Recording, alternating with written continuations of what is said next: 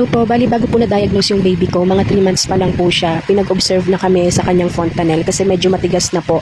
Hanggang sa nag-6 months siya, ang sabi sa amin, i-refer na kami sa neurology. Dahil bukod sa matigas na yung fontanelle niya, missing milestone na rin talaga siya. Tapos lagi siyang naglalaway na, tapos lagi rin siyang nakanganga. Tapos yung mga kamay niya nga, laging nakasarado pa rin. And then bago kami ni-refer sa neurology, pagdating namin sa hospital, dumaan muna kami sa general pedia nila para ma-observe muna si baby dahil meron din siyang ubot sipon nung time na yun. At dahil medyo mahaba rin yung pila sa neurology para sa check-up, ayun, mga February kami nabigyan ng schedule. And then nung assessment na tinanong kung nagkaroon ba ng problema during pregnancy, during labor, during delivery.